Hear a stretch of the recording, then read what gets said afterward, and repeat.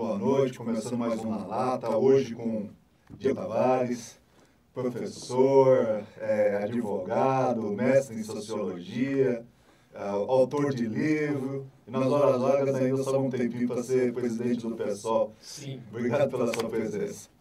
É um prazer estar aqui mais uma vez na EcoTV, estar com você aqui agora, Carlos, para bater papo, na lata como você gosta, com espontaneidade e, de algum modo, tentar dividir um pouco a nossa experiência aí com o teu telespectador.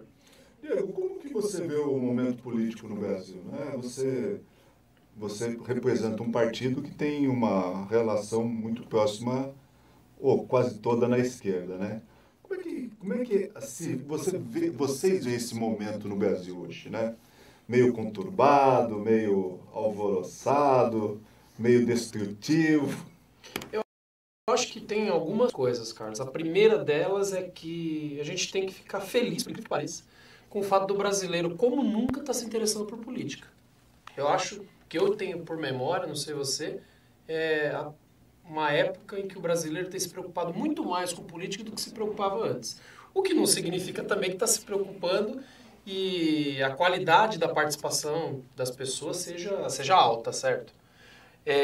Então, acho que essa é a primeira coisa. A segunda coisa é que o clima de polarização, de dilaceração, de conflito, ele está um pouco desmedido. Então, eu acho que conflito é da política, é natural que haja, as pessoas têm diferentes perspectivas sobre como vai ser o futuro, então uns querem que tenha serviço social de saúde, outros não. E tem divergência da política.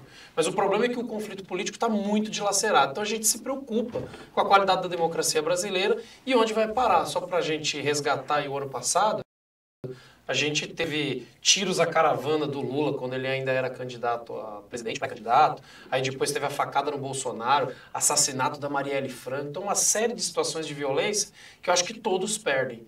Então, se por um lado tem participação, por outro, a gente tem uma perda de qualidade se a gente vai para a disputa a ferro e fogo. Muita claridade, não? Então, se a gente vai para ferro e fogo, vida ou morte, tudo ou nada, ninguém tende a ganhar com isso. Então, qual é a melhor coisa que a gente pode apostar nesse momento? Voltar para o diálogo, conversar. Eu tenho certeza que você que está em casa, você está pela internet nos acompanhando, que você gostaria de voltar a dialogar. Chega de briga em família com política. Vamos voltar a conversar com a nossa família, estender a mão para as pessoas e tentar construir alguma coisa por meio do diálogo. Porque eu tenho você falou, eu tenho uma grande lembrança das diretas já, que a gente teve uma participação, a gente de alguma forma tentou ajudar, né? Porque você sair de uma ditadura militar, ou como alguns preferem, de uma revolução, cada um dá um nome, mas o importante é que nós conseguimos através do voto, chegar na democracia eleitoral. Se ela é boa ou ruim, pelo menos hoje nós estamos vivenciando ela. O que você falou, que os extremos que andam atrapalhando o Brasil. É muito extremista. Uma hora você é facada, é tiro, é bomba. O que isso resolve? Isso não vai resolver o nosso problema. Eu costumo dizer, Carlos, o seguinte: na política, ser radical é bom, porque você vai à raiz do problema. Você não fica passando maquiagem e achar que assim a gente resolve as coisas. A gente enfrenta de fato os problemas. Tenho certeza que quem está em casa, quem está nos assistindo, vai só resolver os problemas de sua vida se enfrentar de frente. Sim. Se encarar. Então, ser radical é bom nesse sentido, que a gente não fica, como se diz na linguagem popular, passando pano. Por outro lado, ser extremista é muito ruim na política. Porque se ser radical é uma pessoa de princípios, o que está faltando na política é ter princípio. Por outro lado, ser extremista é não se abrir ao diálogo, não conversar, se recusar a entender que o outro pode, de algum modo, estar oferecendo algo que seja importante para você. Do mesmo modo, o inverso. Então, diálogo é essencial. E o Brasil, a participação aumentou, só que o diálogo reduziu. Então, a gente precisa de mais diálogo. Mas também o que acontece muito é um conflito dos poderes, né? Hoje você tem um executivo que quer legislar, um judiciário que quer ser executivo, o legislativo que quer ser judiciário. Nesses rearranjos do Brasil, uma das discussões seria voltar à normalidade dos poderes, né? Cada um na sua casa. Como é que vocês enxergam isso? Então, do nosso ponto de vista, o Brasil está passando por um momento, justamente essa dilaceração é o sintoma disso, de uma crise da Nova República. A Nova República, para o nosso telespectador saber, é o período aí que se inaugurou com a Constituição de 88, um pouquinho antes, e que dura até hoje. 30 anos. 30 anos aí de Constituição, vai completar 31 anos agora, dia 5 de outubro.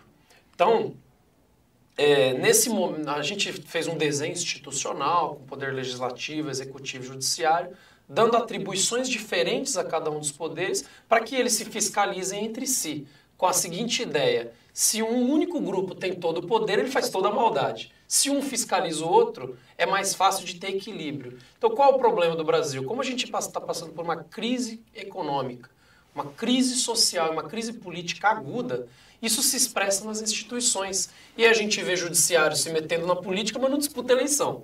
A gente vê políticos se metendo no judiciário, mas não deveria fazer. Que disputa eleição. E ele disputa eleição. E a gente vê um legislativo que fica a reboque dos interesses de reeleição e não necessariamente cumpre um projeto de ter um projeto de país, etc. Então, o que a gente vê isso? Com muita preocupação. Mais uma vez, só tem uma saída para essas questões. A gente tem um projeto de país, um projeto de Estado, em que vote cada um para sua gavetinha, cada um para sua casinha, e um possa fiscalizar o outro para que a gente possa ter uma república de fato no Brasil. Eu acho que a gente avançou da ditadura militar até hoje. Muito. A democracia, a gente costuma dizer assim, a democracia tem inúmeros problemas, mas na democracia a gente pode divergir uns dos outros e resolver os problemas. Sim. No autoritarismo não tem saída. Então a gente avançou, mas a República Brasileira tem muito que avançar e o pessoal acredita, nós acreditamos e eu pessoalmente acredito que nós temos uma contribuição a oferecer para a sociedade brasileira. Não no sentido de achar que a gente vai resolver sozinho todos os problemas, não é por aí, mas com o espírito de oferecer as nossas propostas, escutar os cidadãos e com isso tentar encontrar um caminho conjunto. Não tem saída, a não ser em conjunto. Sozinho a gente termina... No nada. No nada. Agora, vocês têm um pré-candidato aqui em Santo André, né? Você é o presidente municipal do partido. Como é que vocês enxergam a atual administração? E qual será a plataforma? Vocês já têm uma plataforma política? Vocês já estão imaginando como que vocês vão lidar com essas questões aqui na cidade? Então, o pré-candidato do PSOL à Prefeitura de Santo André é o Bruno Daniel. Ele tem uma trajetória na cidade, a família dele tem uma trajetória na cidade muito importante. E nós vemos o governo Paulo Sérra, é por isso que a gente está se colocando na disputa, como um governo que resolve só na superfície os problemas, mas não resolve na raiz. Então a gente costuma dizer, ele vai lá nos UBSs, fecha por um tempo, 7 UBSs na cidade, 7 unidades de saúde, e depois dá um banho de loja, pinta a parede, dá um tapa na casa, e parece que está tudo novo, quando na verdade estruturalmente os problemas continuam. Então, do nosso ponto de vista, é uma prefeitura que tem se esmerado por dar uma cara de que as coisas estão bem, quando na estrutura as coisas vão mal. Pura maquiagem. Da nossa parte, o pessoal está construindo um projeto já há 5 anos, desde antes da eleição de 2016. A gente está construindo um projeto de cidade que não se confunde só com um projeto eleitoral, que é um programa de governo, baseado em 3 princípios, que é combater as desigualdades sociais, que é desenvolver a economia da região com respeito ao meio ambiente e que é melhorar a democracia e a participação popular, porque as pessoas estão desiludidas com a política. Então a gente precisa melhorar isso aí. E como isso se faz? Com um programa de governo que está sendo construído coletivamente pelo partido, com muita unidade, conversando com os movimentos sociais, conversando com outras forças políticas. E a ideia é que a gente possa apresentar isso nas eleições do ano que vem, e o Bruno é a voz que vai levar esse programa do PSOL, que eu tenho muito orgulho de ajudar a construir. E você já pode adiantar assim, qual que é o projeto que vocês pensam para a cidade? Então, todos os programas de governo que nós fomos implementar, todas as políticas públicas que o pessoal, caso venha a se eleger nas eleições do ano que vem, vai implementar, eles têm como eixos fundamentais esses 3 objetivos estratégicos que eu acabei de falar. Reduzir desigualdades, melhorar a democracia, tanto a representativa eleitoral quanto a participativa, e desenvolver a economia da cidade, quem sabe da região, ajudar, né? Vou dar um exemplo. Já que você está perguntando, para antecipar, como se diz, dar um spoiler, contar o que vai. Não é feio, não é ao feio. contrário, né? Por exemplo, vai ter nossa campanha que vem, que é a prioridade no nosso programa de governo, educação infantil. Educação para crianças. Porque a gente acredita que uma criança educada, uma criança com oportunidade para estudar, ela vai ter oportunidades de emprego no futuro. Com oportunidades de emprego, isso reduz problemas de criminalidade. Com oportunidades de emprego, ela, de algum modo, vai tomar conta da sua vida de forma autônoma e altiva.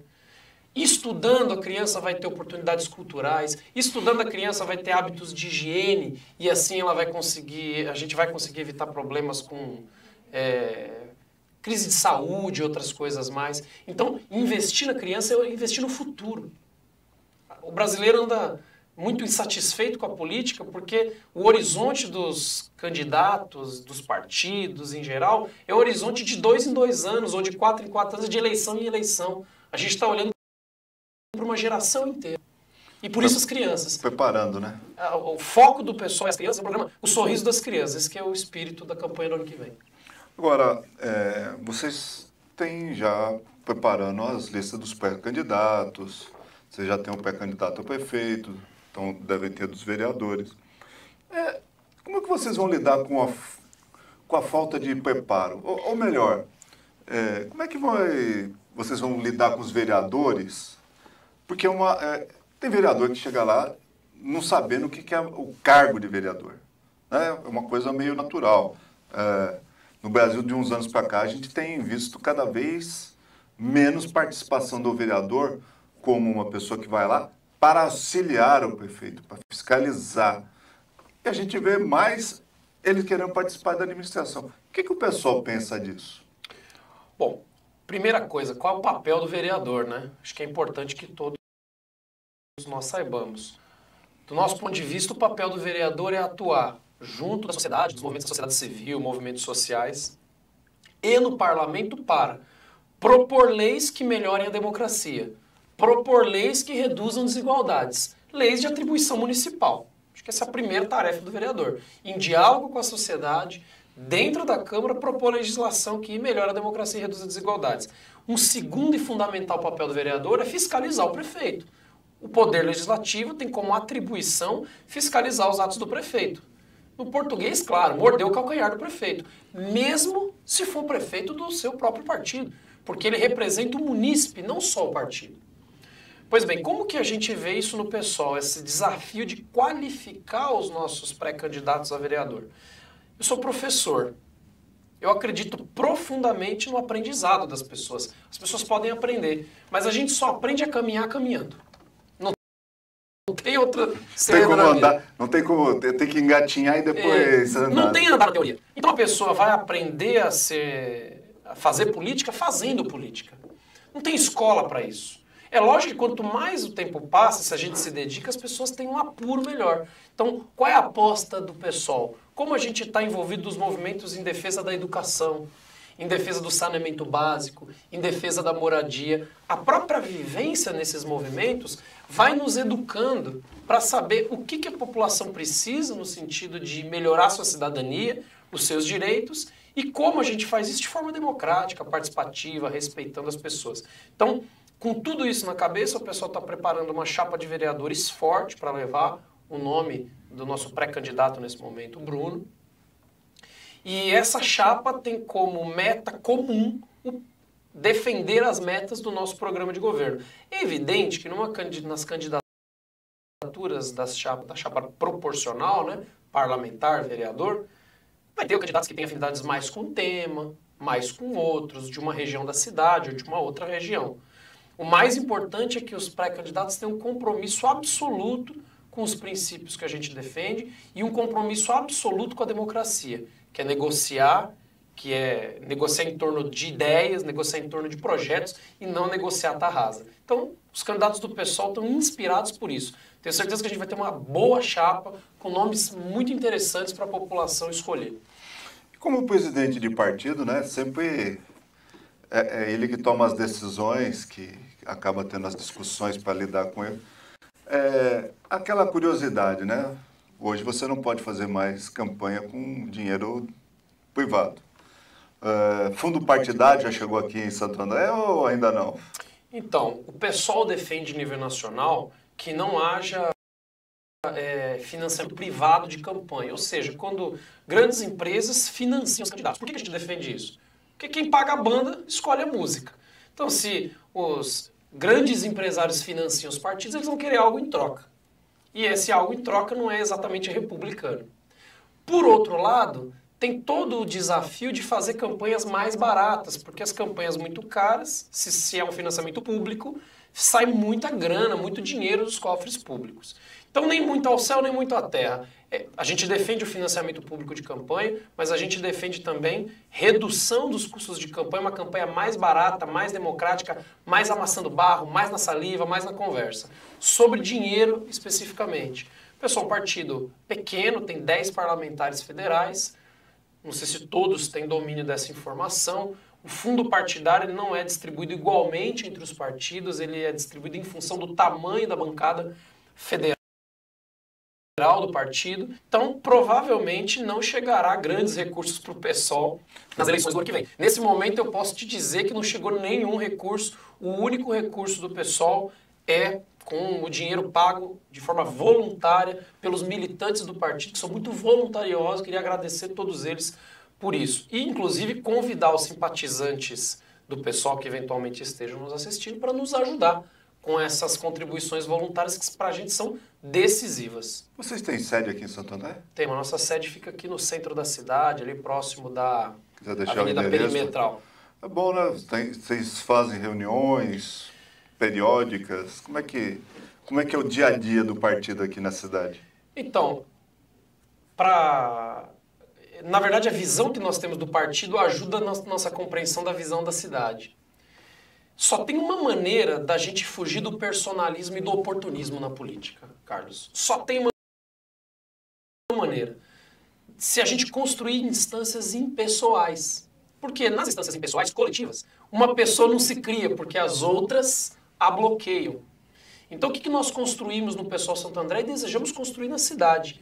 Esferas de decisão coletiva. Então, por exemplo, eu vocaciono os patamares de consenso que a gente tem no PSOL. A gente tem divergência por muitas coisas e tem muitos consensos, por isso que a gente está junto. Eu sou o porta-voz desses consensos, certo? Então a gente construiu espaços em que as pessoas possam falar e as pessoas possam divergir. O que é consenso a gente leva para a sociedade. Então, basicamente, a gente se reúne nas reuniões de direção partidária e nas reuniões plenárias em que a gente escuta toda a nossa militância.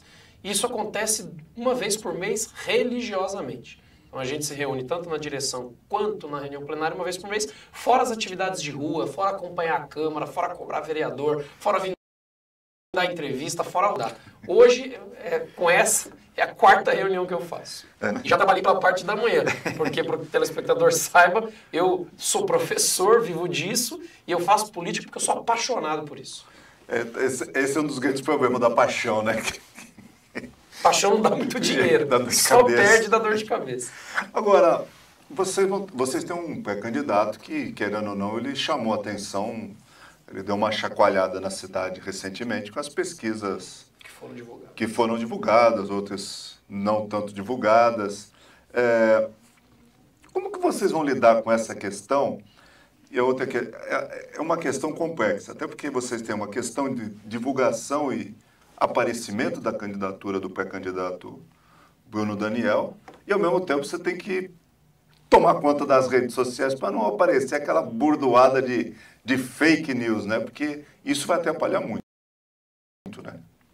Então, eu acho uma campanha feita sem recurso, sem dinheiro, porque nós somos contra receber dinheiro de empresas e ao mesmo tempo nós somos sem fundo partidário, volumoso, é uma campanha feita no boca a boca. Então, vou dar um exemplo. Hoje eu estava fazendo uma conversa numa dessas reuniões que eu participei, e o cara disse Republicanas, o seguinte, né? Republicanas, um cidadão que queria conhecer mais sobre a candidatura do Bruno e outras pré-candidaturas do PSOL. Ele disse assim, sabe o que me animou a participar? Porque eu estava no Camilópolis e eu ouvi um cara conversar no boteco seguinte, o Bruno Daniel é candidato, já tem meu voto. Então, essa campanha no boca a boca que vai ser um pouco o espírito do PSOL. O espírito positivo de uma pessoa se encantar com o projeto e compartilhar com as outras. Militância voluntária de pessoas que querem abraçar esse projeto de cidade, que a gente falou um pouquinho antes, e possam levar para frente. Isso significa uma outra coisa. Por que o Bruno tem um nome forte? Porque a gente está apostando em coisas inovadoras. Diante de um prefeito que governa só na maquiagem. Então, a insatisfação das pessoas com o atual estado de coisas. Isso mostra as pesquisas que foram divulgadas. Combinando com uma alternativa que tem qualidade de projeto, pode ser que dê samba, digamos assim. Disposição a conversar nós temos.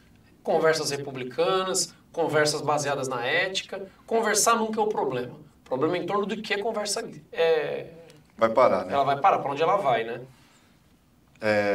Agora, para quem nos assiste, o Diego, como que vocês chegaram ao consenso no nome do Bruno como pré-candidato? E o que você fala para quem nos assiste? Por que votar no Bruno? Se a eleição fosse agora, a gente pudesse já escolher o candidato, quais são os atrativos do Bruno para prefeito dessa cidade? Primeira coisa, dentro do partido. O nome dele é unânime. Nós fizemos uma reunião recentemente em que, unanimemente, as pessoas decidiram que esse era o caminho.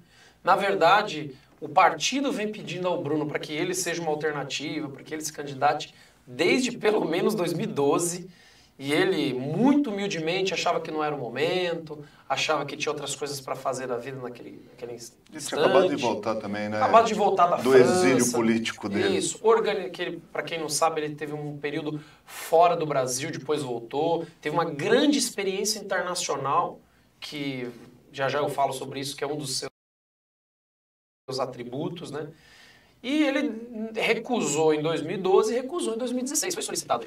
Em 2020, agora, o partido continuou pedindo para que ele se colocasse na disputa, e dessa vez ele topou de forma irredutível. Então, podemos dizer que ele é o nosso pré-candidato. Quais são os atributos dele, né? Eu acho que isso é importante dizer. Ele carrega consigo um projeto inovador, que é o projeto do partido, que ele é o porta-voz. Ele já está ajudando a construir, ele é o coordenador do programa de governo, que está sendo construído há 4, 5 anos, como eu falei. E esse projeto inovador tem inspiração nas melhores experiências internacionais. Então a gente está estudando, por exemplo, aliás, ele acaba de me passar o livro para estudar o sistema de previdência sueco. Então a gente está estudando o sistema de previdência pública da Suécia, a gente está estudando as experiências de participação popular em diferentes países do norte da Europa, que são muito desenvolvidos, por exemplo, a Dinamarca. E com essas experiências internacionais que o nosso candidato traz como pessoa, com os nossos acúmulos partidários e os nossos princípios, a gente acredita que, com a tradição que o nome dele traz e a força da inovação, ele é um candidato, um pré-candidato, nesse momento, interessante para a população conhecer melhor. A melhor coisa que eu poderia dizer sobre o nosso pré-candidato é: vale a pena conhecê-lo. Tenho certeza que as pessoas vão se surpreender positivamente. A imagem e a reputação ajudam bem, né? Na verdade, nós somos a nossa história. Nós somos as coisas que a gente faz. Quem nunca mente não precisa se lembrar do que falou. Dá bem, né? Quem tem uma trajetória reta, a pessoa que a palavra não faz curva, a pessoa que tem uma conduta adequada e ética, isso vai, digamos assim, construindo uma trajetória, uma história que depois vai entrar positivo ou negativamente. No caso das lideranças do PSOL na cidade e do nosso pré-candidato Bruno Daniel, a trajetória pesa a favor. Eu estou 10 anos trabalhando na mesma empresa, por exemplo, eu tenho um enorme orgulho da relação que eu tenho com os meus alunos. O Bruno Daniel foi seu professor. Você deve ter uma memória dele, sim, imagino. Dele, a minha família... Então, minha família tem desde a esposa dele, né? Eu tive aula com ele. Com a Maria Helena Nakano. Então, são pessoas, né? Tudo isso agora pesa favoravelmente. Então, não é uma trajetória que começou ontem, entendeu? O Bruno, ele vem das bases, né? Ele faz ele não fez aquela política partidária. Só para vencer a eleição. Não, ele e a Nakano sempre fizeram trabalhos de base, né? A sociedade, Eles ajudaram muito, para quem lembra, para quem conhece um pouco a história do ABC, vai saber do que eu estou falando, né? Quando a gente carrega um projeto de país ou de cidade no coração, você vai panfletar com esse projeto na cabeça. Na rua, falando com o povo. Você vai na periferia com esse projeto na cabeça. Você vai na estação de trem, a mesma coisa. E eles fazem isso desde muito jovens. Eu também estou nessa desde muito jovem. Então você vai construindo uma trajetória. No determinado momento as pessoas vão se lembrar. Todas as pessoas têm qualidades, todas as pessoas têm defeito. Nas qualidades e defeito fica os nossos acertos. Quem acerta mais do que erra vai ser lembrado. É isso aí. Bom, hoje estamos aqui com o Diego Tavares, professor, advogado, sociólogo. A lista é grande aqui, né? Nós vamos fazer um breve intervalo e já voltamos.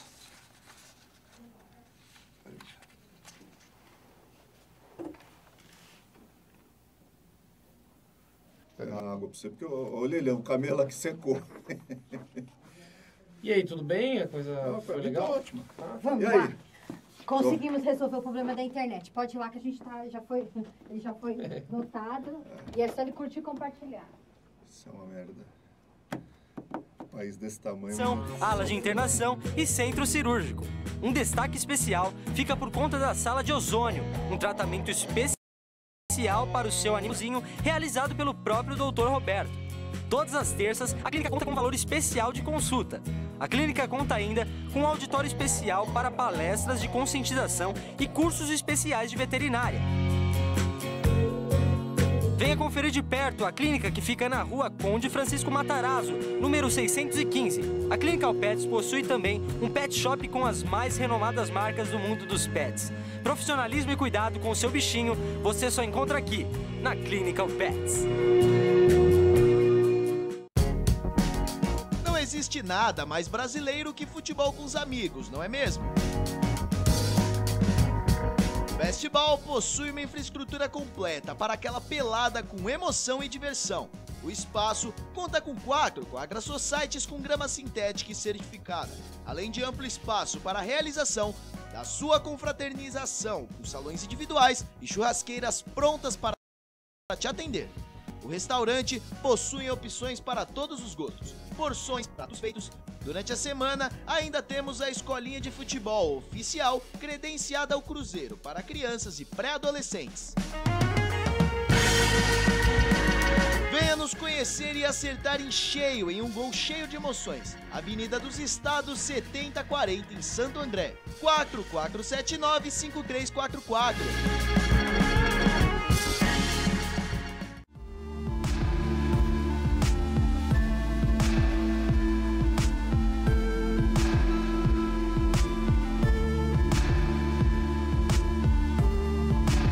Eu sou Thalita Romati, enfermeira, e eu venci o câncer de mama. Hoje eu quero entrar aí na sua casa, mais precisamente no seu guarda-roupa. Sabe aquele lencinho que você nem lembra de usar? Pois é, ele pode trazer muito amor e alegria para uma paciente oncológica na luta contra o câncer.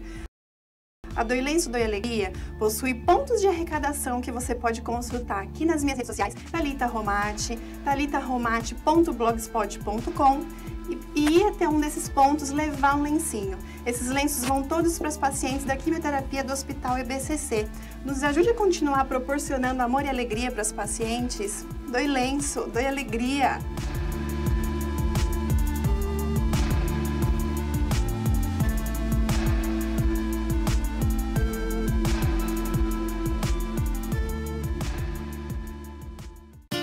Você busca decorar a sua casa com espaços modernos e planejados?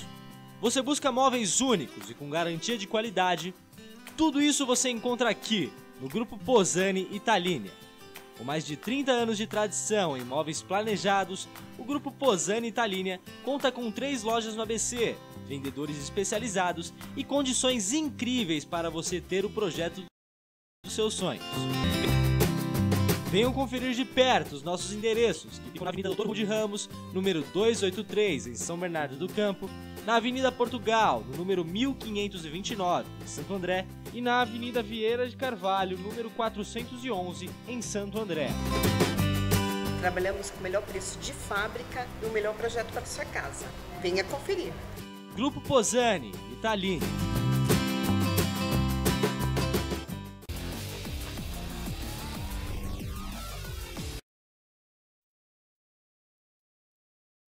metro cúbico praticado.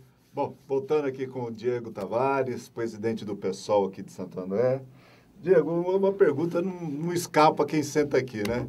O que é mais difícil? É ser professor, advogado, autor de livro ou sociólogo?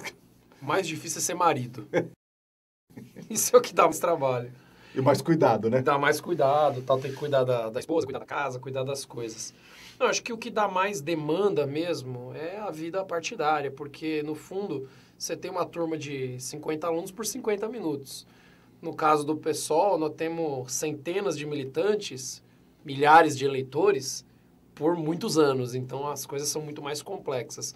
Mas quem está vivo tem que gostar de desafio. Agora, a política é uma missão ou uma profissão? Aqui no Brasil tem essa diferença, nós precisamos distinguir, né? Começar a separar algumas coisas, né? Eu estou entre aqueles que acreditam que todo mundo é político. O cidadão, quando está discutindo política no boteco perto de casa, no trabalho, na família, ele está fazendo política. A questão é que tem algumas pessoas que se candidatam, e essas pessoas que se candidatam, elas exercem um mandato profissional, digamos assim. Só que... Profissionalizado, melhor colocado. Mas não pode virar uma profissão. Política é uma atividade de todos nós, que alguns cumprem um mandato parlamentar, que é temporário. Uma vez que se esgote, as pessoas voltam a fazer suas atividades. Eu sou professor, eu sou advogado, eu ganho minha vida assim. E eu, com ou sem mandato, estando ou não na presidência do PSOL, eu vou fazer política. Eu vou fazer política defendendo as ideias que a gente acredita para construir um país mais justo. Todas as vezes que eu falo que eu acredito, eu estou fazendo política. Então, o problema do Brasil é quando política se transforma numa carreira como um fim em si mesmo. E o único objetivo do político profissionalizado é se reeleger. Ele não disputa mais nada na sociedade. Então, político deve ser uma profissão? Do nosso ponto de vista, não. Mas é possível que tenha políticos com uma longa carreira e que tenham inúmeras contribuições para a sociedade brasileira. Então, não tem a ver com quanto tempo a pessoa está num mandato. Tem a ver como ela toca e exerce o seu mandato. Mas também esgota um pouco, né, Diego? Tem uma hora que, se não colocar limite, o cara esquece. 3, 4 mandatos para senador, aí o cara vira secretário, ele sai, assume o suplente que ninguém sabe. Tem hora que não está precisando... Eu falo que a gente precisa fazer várias revisões no Brasil. Eu não defendo uma constitucional, eu defendo uma revisão. Dar uma limpada, dar uma arrumada nela, tirar alguns excessos. Mas uma que nós temos que fazer é a tributária, é a previdenciária. Aqui no Brasil é tanta reforma que acho que não vai acabar nunca, né? Mas uma delas é a política, né? Esse negócio de você ter... o cara se elege para vereador, aí é chamado para ser secretário. O cara se elege deputado, vira ministro. O cara se elege senador, acaba virando ministro ou secretário de capital, aí ele sai do... Ou seja, ele não tem um compromisso com a atribuição pública que ele recebeu do eleitor, certo? Então, isso não pesa e não está errado também? Está absolutamente errado. Tem que ter um compromisso. A gente vê aí, vou dar um exemplo concreto para o telespectador recordar. O Dória elegeu-se prefeito de São Paulo, prometendo cumprir o mandato até o fim, e a promessa dele durou pouquinho, só até ele se candidatar a governador do estado. E por que ele quer se candidatar a governador do estado? Porque ele quer se candidatar a presidente. Então, no fundo, ele se candidatou a prefeito olhando para a presidência, não para cuidar da cidade de São Paulo. E sabe qual é o problema disso tudo? É que no meio do caminho se esqueceu da cidade de São Paulo. E a cidade de São Paulo fica abandonada. Então, qual é o melhor antídoto para esse carreirismo de baixo nível? Do nosso ponto de vista, fazer política na rua, conversando com as pessoas, voltando para a sociedade. Porque quem se direciona para a sociedade o tempo todo, e não só no período eleitoral, vai conseguir oxigenar suas ideias e entender que um político profissional eleito, ele é um servidor público. E como servidor público, ele tem uma única tarefa: cumprir o mandato dele para servir o público daquilo que ele se propôs a fazer. Então, é muito ruim, do nosso ponto de vista, que haja esse de galho em galho na política. O que não significa também que a gente tenha que transformar uma proibição absoluta, porque às vezes é necessário que parlamentar vire ministro, isso é uma coisa boa para o país, eventualmente. Ou que um vereador se torne secretário de governo. O problema é quando isso vira uma regra, não tem nenhum compromisso. O vereador ele recebe um mandato da população e ele se volta de costas para o eleitor para cumprir objetivos, muitas vezes pessoais. Então, mais uma vez, o eleitor é quem tem que decidir, o cidadão é quem tem que decidir. A melhor maneira é se voltar para o eleitor, escutar a sociedade, dialogar com ela, porque é assim que a gente vai construir um país mais democrático e fazer as reformas que você está falando. Uma delas é a política, que tem várias dificuldades, essa é uma delas, tem tantas outras que a gente poderia marcar um programa inteiro. Imagina o presidente de partido quando olha assim, vê, eu sou uma e tem mais 34 oficializados para trás e tem mais 40 sendo pedido. Com 70 partidos no Brasil, você acha que vai chegar fundo partidário algum dia? Então, eu acho que tem muito partido no Brasil que é de mentirinha, não representa nada. Não faz de nada. Né? São associações que existem basicamente para funcionar em torno do fisiologismo político. Houve algumas alterações na legislação eleitoral, na legislação política, que vão fazer com que esses partidos se reduzam. Uma delas é a proibição da coligação para chapa proporcional. Então, antes os partidos faziam o quê? Fazer uma coligação para disputar cargo de vereador ou de deputado, fazer uma sopa de letrinhas. 10 partidos.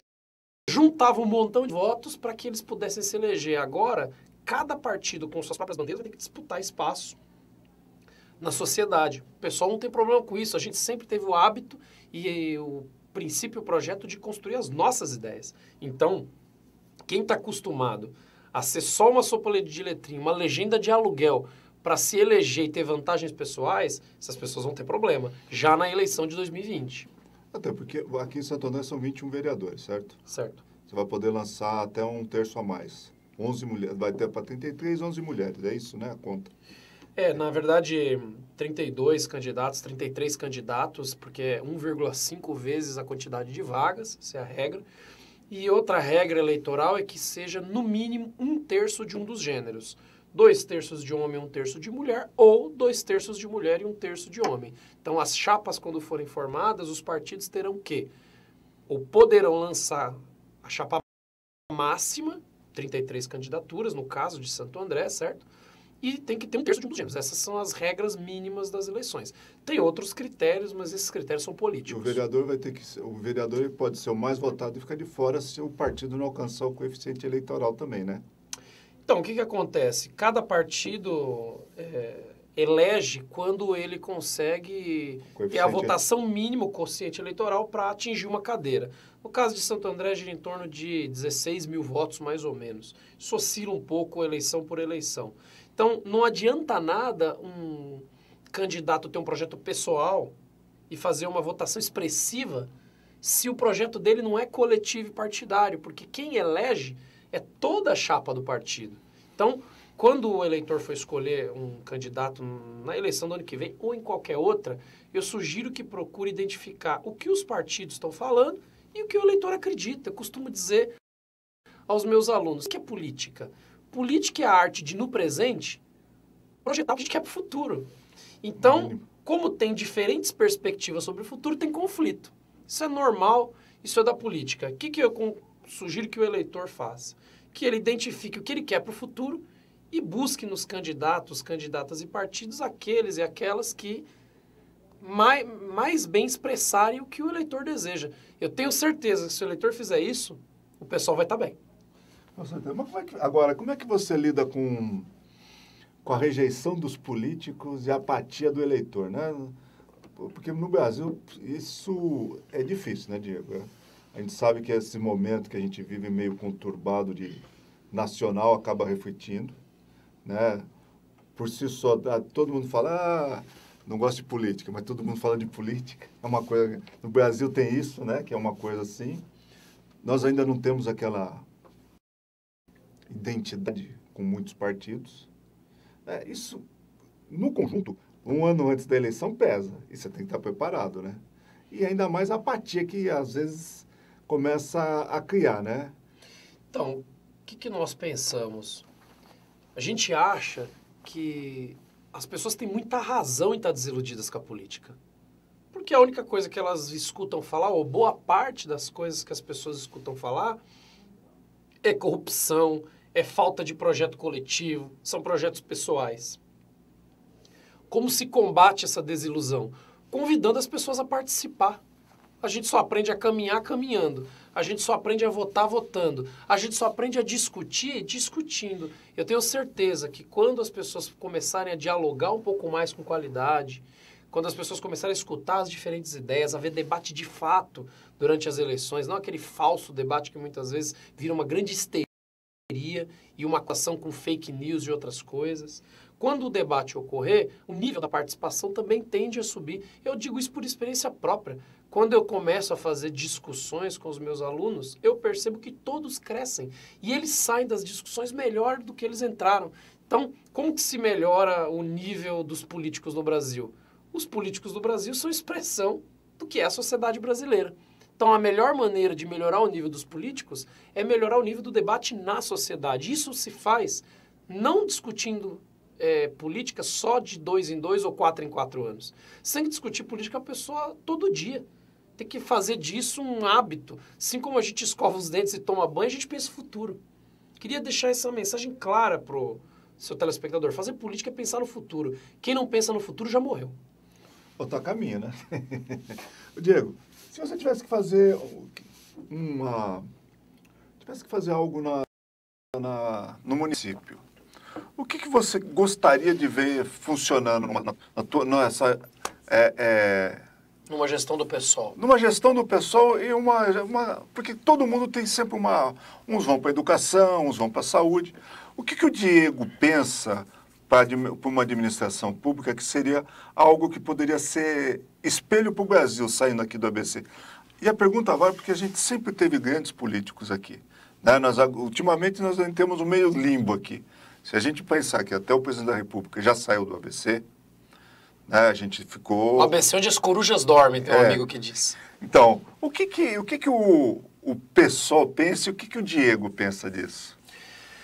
Bom, se eu tivesse que, ao final de uma gestão do pessoal, dizer o que eu gostaria que Santo André tenha se tornado, eu diria que eu queria ver 3 coisas na nossa cidade. Primeiro, que nós tivéssemos uma educação municipal, e nesse caso é para as crianças até 14 anos, que é de responsabilidade do município, que fosse exemplo para o Brasil. Que a gente investisse nisso a sério. Inclusive para que a classe média tivesse gosto de ver seus filhos estudando em colégio público. Como é em vários países da Europa. Se nós tivéssemos atingido isso depois de um período, eu ficaria muito feliz. Segunda coisa, um dos momentos mais difíceis da vida de uma pessoa é quando essa pessoa fica doente. E nesse momento, ainda mais numa sociedade tão pobre, tão desigual quanto o Brasil, as pessoas ficam desamparadas. O Estado não pode desamparar essas pessoas. Então, um outro elemento que eu acho que deveria ser prioridade total para que a gente entregasse um sistema melhor do que tem, é no sistema de saúde, com um programa de saúde da família, que tivesse atendimento na casa das pessoas, que trabalhasse na prevenção da doença e não na cura, que impedisse o infarto, ao invés de fazer uma cirurgia para botar ponte de safena. Como a gente prevê o infarto e previne o infarto? Tendo médico falando com o cidadão em sua casa, receitando para ele correr 3 vezes por semana, nos equipamentos de esporte, andar, chamar a pessoa pelo nome. Esse tratamento, ele é possível e, Carlos, ele custa barato.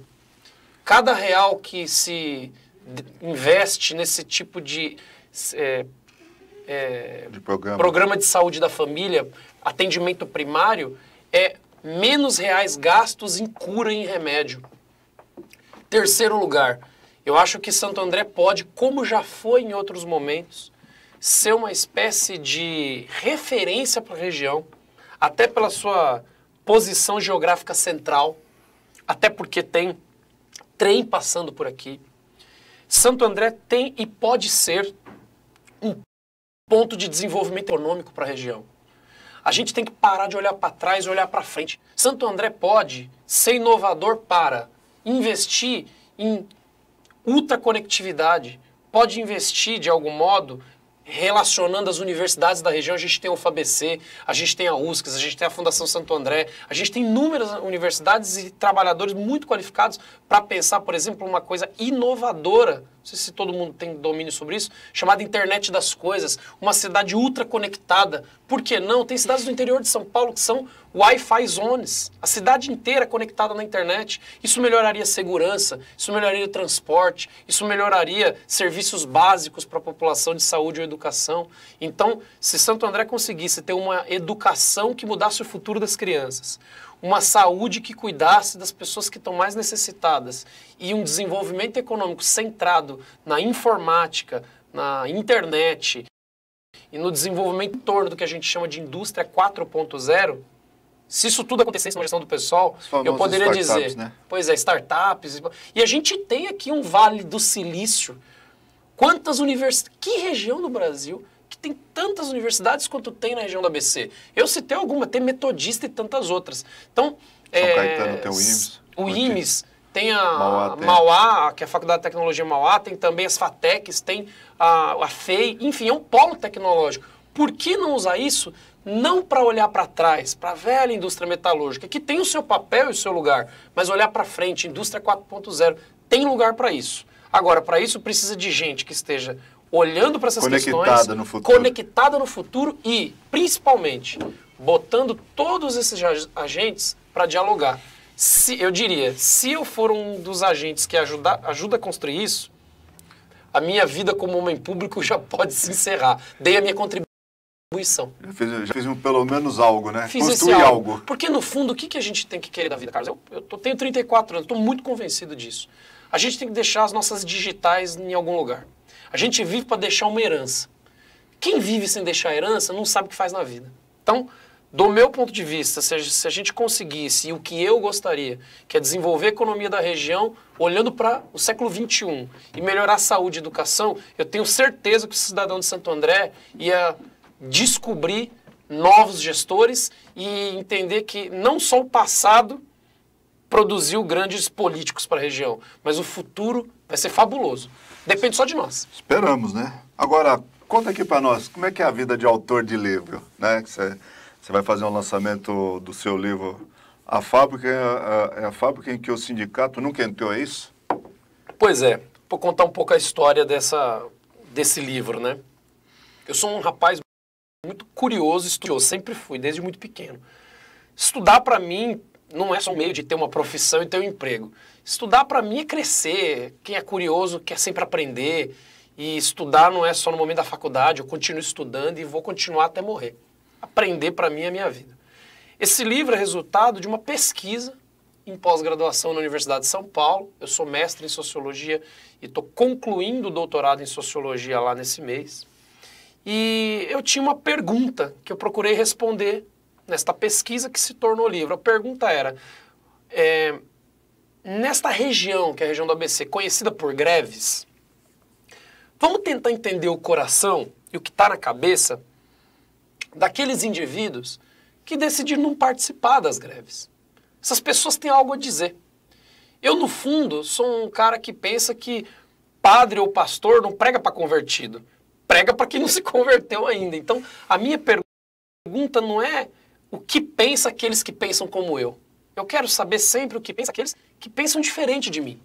Porque escutando essas pessoas, quem sabe a gente pode fazer um projeto ainda mais inclusivo. Então esse livro trata um pouco dessas questões. É uma pesquisa que foi construída ao longo de 3 anos. Eu demorei mais uns 3 anos preparando o livro, 2, 3 anos. Então esse livro é um projeto de 5 anos que se conclui agora.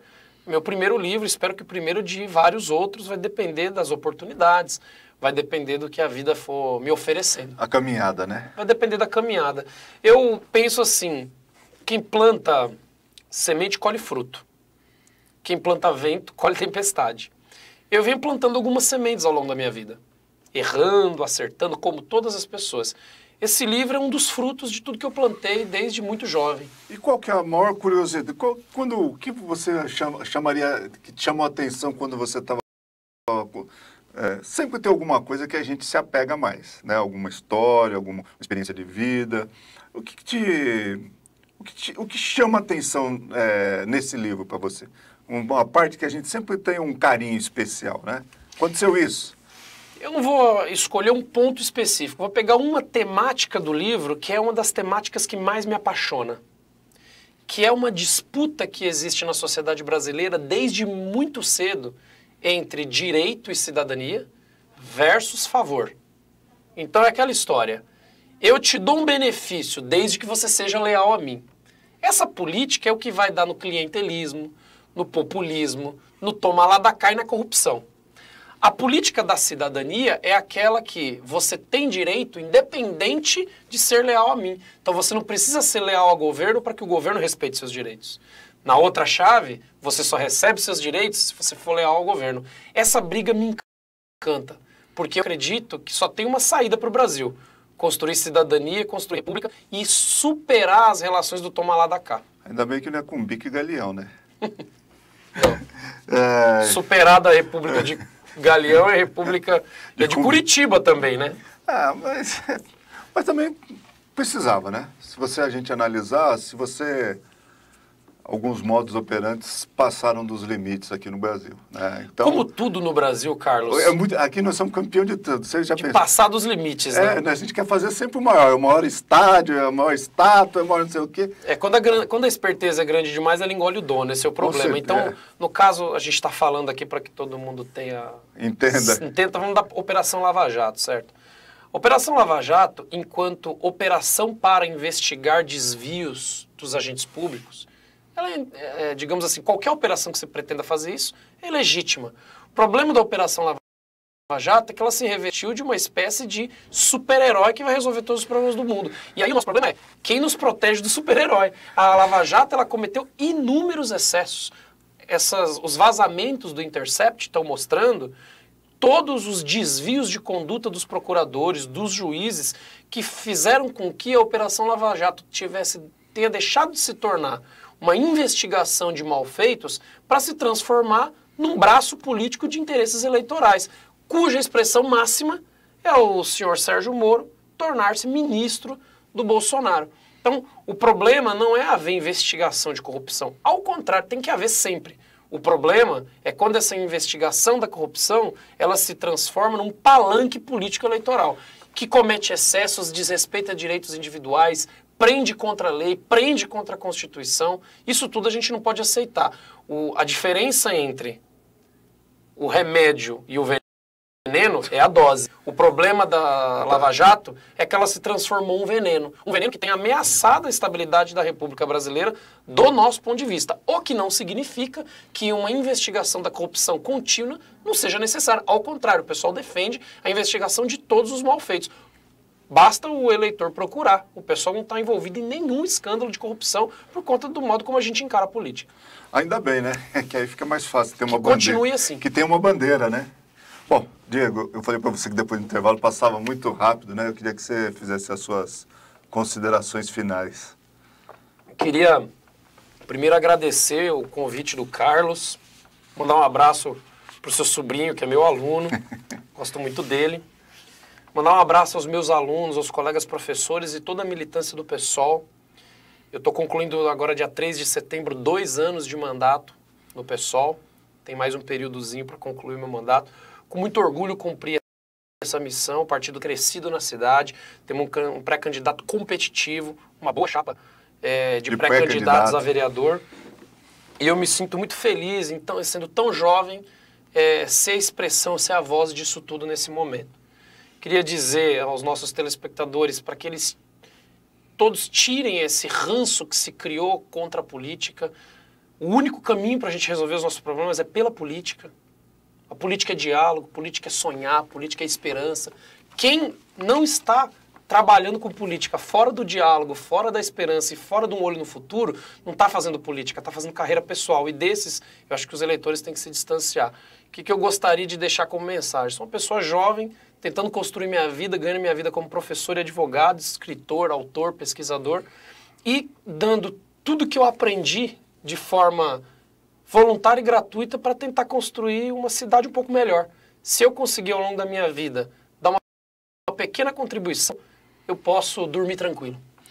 Bom, eu agradeço a sua presença, já disponibilizamos aqui para você fazer o lançamento do seu livro, esteja à vontade com um dos objetivos da Eco TV é fortalecer as pessoas que fazem o ABC, né?